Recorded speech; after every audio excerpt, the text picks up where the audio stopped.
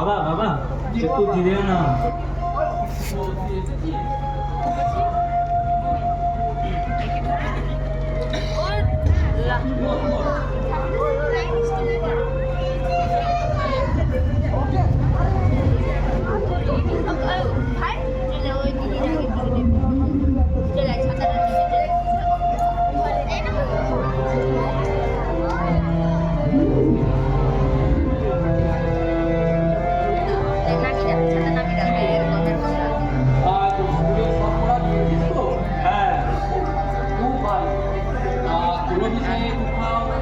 যায়নি তো একটা বিষয় কিন্তু এখনই যদি আটকে যায় তাহলে কয়েক মাস পর পরীক্ষা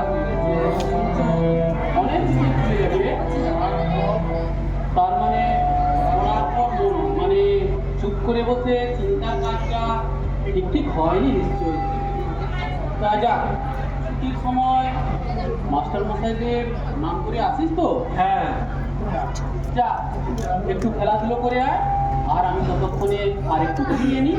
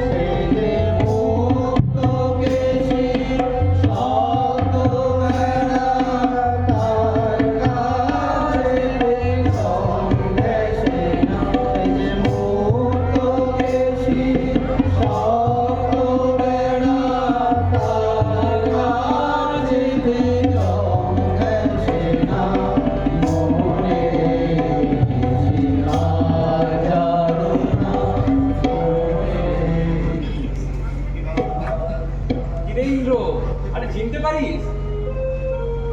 ও, আপনি সেই ডাক্তার মধু বাবু না? আরে বাবু আবার বললাম কবে?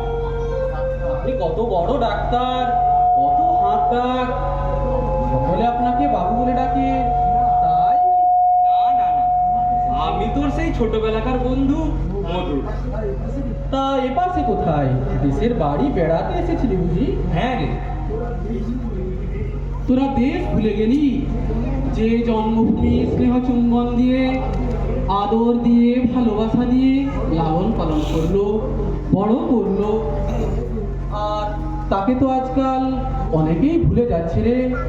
বাহ, তুই তো দারুণ কথা বলতে শিখেছিস, দারুণ অনুভূতির কথা।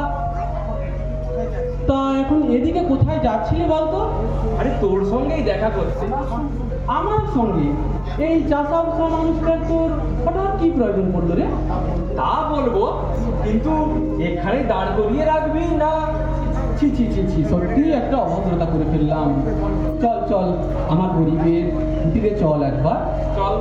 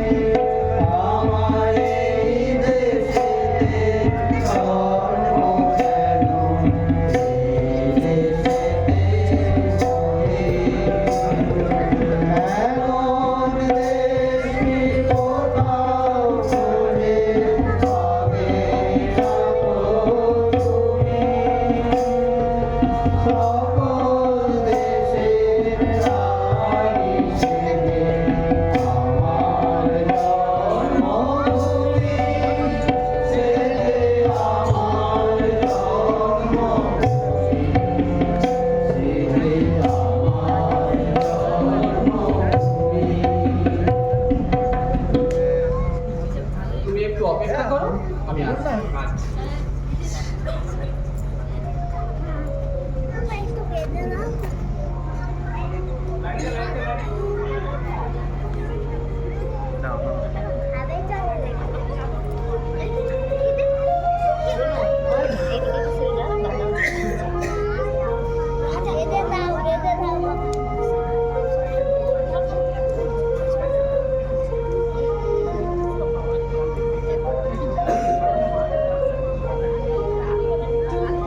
রামু, ও রামু, যাচ্ছি বাবা। আয় একবার, এদিকে একবার আয়। তোর এক ডাক্তার জেঠু এসেছে, তার আসনটা নিয়ে যা।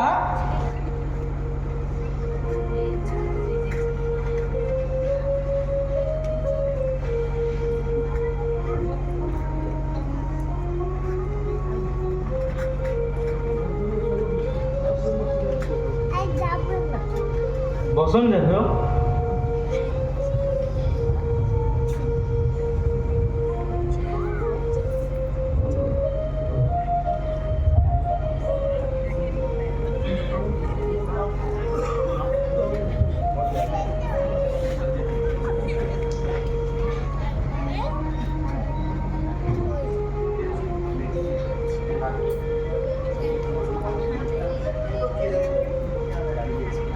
তোর ছেলে বুঝি?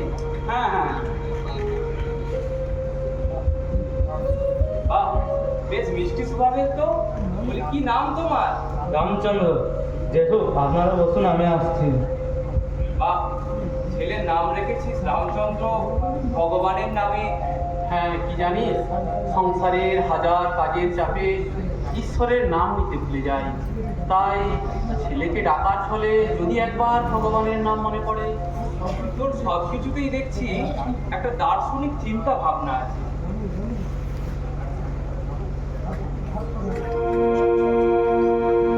দে দে দে, আর তোমাকে করতে হবে না বাবা, আমাকে দাও দাও দাও।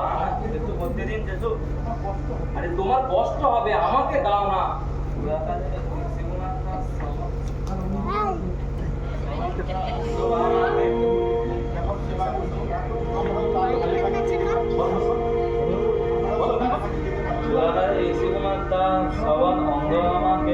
যেমন সেবা করতো, আমরাও তার ধারে ধারে যেতে পারছি না, তাই একটু খাওয়া করে শ্রবণে অনুসরণ করতে দিন। ইন্দ্র, ওর ছেলে তো দেখছি বুড়াকালের অনেক গল্প জানে। জানে নয়, কাজে লাগাবার চেষ্টাও করছে।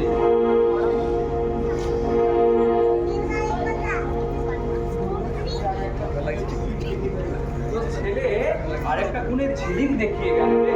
কিরকম? যেই ওর প্রশংসা করতে শুরু করলাম, অমনি সঙ্গে সঙ্গে ভেতরে চলে গেল। খুব বড় হওয়ার লক্ষণ রে। না না, ওসব কিছু না। আসলে গিন্নি আমাদের জন্য জলখাবার প্রস্তুত করছে, তাই। তা যাক, তোর আগমনের কারণ কি বলতো? হ্যাঁ, আসল কথা তো ভুলেই গেছিলাম। তোর খবর কি বলতো? কিসের খবর? এই তো যা দেখছিস। না, সেটা নয়। তোর পড়া বন্ধ হয়ে গেল কেন বলতো? তুই তো ফার্স্ট হতি, আমি দ্বিতীয় হতাম। আমার মতো ছেলে ডাক্তারি পাস করে ফেললো, আর তোর যে কি কারণে পড়া বন্ধ হয়ে গেল ভেবেই পাই না। তুই আমার কথা ভাবিস? খুব ভাবি তা বলবো না, কিন্তু মাঝে মাঝে মনে হয় চারিদিকে যা দেখছি তাতেও আমার মন ভরছে না রে। তাই ছোটবেলার জীবনের কথা আমার ভেসে আসছে। তা বল, তোর কি এমন হলো যে পড়া বন্ধ হয়ে গেল? তোর মনে আছে নিশ্চয়ই, আমি একদিন পড়া পারছিলাম বলে মাস্টার মশাই আমাকে খুব মেরেছিলেন। হ্যাঁ হ্যাঁ হ্যাঁ, আচ্ছা কি এমন পড়া ছিল যে আমি পেরে গেলাম আর তুই পারলি না? হ্যাঁ জানিস, আজ পর্যন্ত পারছি না, আর চেষ্টা করে যাচ্ছি। আজ পর্যন্ত কি এমন পড়া? সদা সত্য কথা বলিতে হইবে। এই তো বলে ফেললি। তাহলে তাহলে কি রে? এটা তো মুখস্থ বলা হলো। জীবনে আজও সত্যে প্রতিষ্ঠিত হতে পারলাম না, আজও মাঝে মাঝে মিথ্যে হয়ে যাচ্ছে রে। কি বললি? সত্য কথা মুখে উচ্চারণ নয়, পরীক্ষার খাতায় শুধু লেখাপড়া নয়, জীবনে কথাবার্তায় আচার আচরণে সত্যকে প্রতিষ্ঠিত করা। সত্যি সত্যি তুই যথার্থ শিক্ষিত রে, সত্যি তুই যথার্থ শিক্ষিত। তুই কোথায় যাচ্ছিস বলতো? ভালো আছো?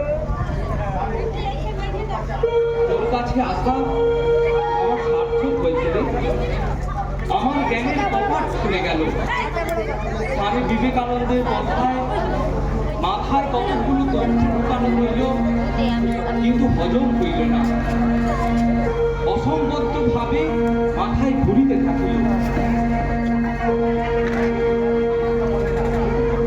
যদি তোমরা 5টি সদ্ভাব হজম করিয়া জীবন ও চরিত্র গঠন করিতে পারো, তাহলে যে ব্যক্তি একটি গ্রন্থাগারের সমস্ত পুস্তক মুখস্থ করিয়াছে তাহা অপেক্ষা অধিক শিক্ষিত বলিতে হইবে।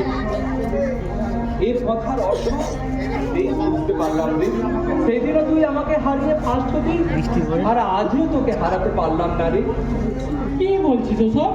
না রে, তোর এই অনাড়ম্বর জীবনযাপন দেখছি, তোর স্বল্পে সন্তোষের গুণ দেখছি, আমার সাথে মেলাচ্ছি। তোর ছেলেকে দেখছি আর আমার ছেলের কথা মনে পড়ে যাচ্ছে। তোর মুখ্য বউকে বাইরে দেখছি না, কিন্তু সারদা মার মতো সেবা তপস্যা সেখানে আমার শিক্ষিতা রুচিশীলা ধরনী। থাক থাক, তোর কি হয়েছে বলতো? হেরে গেছি রে, হেরে গেছি। কিন্তু ইন্দ্র, তুই যার বন্ধু, সে হেরে যাবে কেন? তুই কি আমার হেরে যাওয়া দেখবি? আমাকে সাহায্যের হাত বাড়িয়ে দিবি না? কেন নয় ভাই, সকলকে আপনার জন ভেবে মানুষের পাশে দাঁড়ানো, এটাই আমাদের সনাতন আদর্শ। আচ্ছা, তোরা কি এমন করিস বলতো? তোদের প্রাত্যহিক জীবন চর্চা কিরকম যে এরকম চরিত্র মাধুর্য ফুটে উঠছে?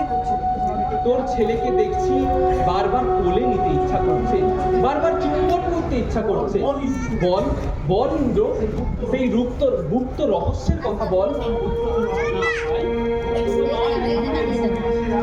আমাদের মুনি ঋষিরা যে পথের সন্ধান দিয়েছেন, এই যুগে শ্রীরামকৃষ্ণ, মা সারদা দেবী, স্বামী বিবেকানন্দ আমাদের উপযোগী করে সেই পথটি আমাদের কাছে তুলে ধরেছেন। কি সেই পথ? আমরা ভাই রোজ সকাল সকাল ঘুম থেকে উঠি, মন খুব চঞ্চল, অথচ মনের এই শক্তিকে কাজে লাগিয়েই আমাদের সব কাজ করতে হয়। আমরা তাই ঘুম থেকে উঠে শৌচাদি সেরে নিয়ে মনঃসংযোগ অভ্যাস করি মনের নিয়ন্ত্রণের জন্য। আর এই মনঃসংযোগকালে আমরা সকলের জন্য আন্তরিকভাবে কল্যাণ প্রার্থনা করি। তারপর কি করিস ভাই? তারপর এই শরীরটাকে সুস্থ রাখার জন্য আমরা একটু খালি হাতে ব্যায়াম করে নিই। তারপর যার যা কাজ আমরা সেই কাজে বেরিয়ে পড়ি, কিন্তু উত্তেজনায় সাড়া দেওয়ার আগে কাজগুলি করবার সময় আমরা বিবেক বিচার প্রয়োগ করি। একটু খুলে বল ভাই। এই যে আমার কথাবার্তা, আচার আচরণ, এগুলি ভালোর দিকে যাচ্ছে কিনা, সবার কল্যাণ করছে কিনা, তা আগে একটু বিচার করতে হয়, তারপর সেই অনুযায়ী কাজ করি। তারপর কি করিস ভাই? তারপর সারাদিনে একটু ভালো বই, সৎ গ্রন্থ পাঠ, যা পড়লে আমাদের বড় হওয়ার অনুপ্রেরণা পাওয়া যায়, তা সারাদিনের যে কোনো সময় একটু পড়ার চেষ্টা করি। আর যদি সময় না পাই তাহলে পুরানো পড়াগুলোকে একটু স্মরণ মনন করে নিই। তারপর কি করিস ভাই? তারপর সন্ধ্যেবেলাতেও একই রকম প্রার্থনা, মনঃসংযোগ, আর ও পড়তে বসে আর আমরা আমাদের কাজ করি। আর একেবারে রাত্রিতে ঘুমাতে যাওয়ার সময় আমরা আত্মসমীক্ষা করি। আত্মসমীক্ষা? হ্যাঁ ভাই, আমরা সাধারণত আমাদের কুভাব, আচরণগুলোকে লুকিয়ে রাখবার চেষ্টা করি, কিন্তু এভাবে তার বড় হওয়া যায় না। এভাবে ভালো থাকা সম্ভব নয়। অন্যের কাছে লুকিয়ে চুরিয়ে ভালো সেজে থাকতে পারি, কিন্তু এই ক্ষয় রোগে বেশি দিন বেঁচে থাকা সম্ভব নয়। তাই নিজের কাজের সমীক্ষা নিজেই করব। আজ সারাদিন যা যা করলাম তাতে ভালোর দিকে গিয়েছে কিনা। তারপর কি করিস? তারপর যদি কোনো ভুল হয়ে থাকে অনুশোচনা করব। সোনা যেমন পুড়ে খাঁটি সোনায় পরিণত হয়, অনুশোচনার আগুনে পুড়ে জীবনটাও খাঁটি হয়। ইষ্টকে বলবো, হে ঈশ্বর, জীবন যুদ্ধে আজ হেরে গেলাম, মিথ্যা প্রলোভনের কাছে আজ পরাজিত হলাম। হে সর্বশক্তিমান, শক্তি দাও, জীবন যুদ্ধে যেন জয়লাভ করতে পারি, মন মুখ এক করতে পারি, ঠিক ঠিক মানুষ হতে পারি। বাহ, দারুণ তো। তবুও আমার মনে কিছু সংশয় জাগছে। কিসের সংশয় ভাই? এই শাস্ত্রে এত কিছু যোগের কথা বলা হয়েছে, সেগুলো কি এখানে মানা হচ্ছে? হ্যাঁ ভাই, এই তো দেখ না, আমরা যে 2 বেলা মনঃসংযোগ অভ্যাস করি, এটি হচ্ছে রাজযোগ। আর প্রার্থনা, এটি তো ভক্তিযোগ। সৎগ্রন্থ পাঠ জ্ঞানযোগ। আর সকলের কল্যাণের জন্য আমরা যে নিঃস্বার্থভাবে কাজ করার চেষ্টা করি, সেটি তো কর্মযোগ। আহা, কি সুন্দর, কত সহজ সাধন প্রণালী। তুই আমায় একটা নতুন পথের ঠিকানা দিলি রে, একটা নতুন পথের ঠিকানা দিলি। বাকিটুকু জীবন এই পথ ধরেই চলার চেষ্টা করব। আজ আজ আসি রে বন্ধু, আজ আসি রে বন্ধু, বিদায়।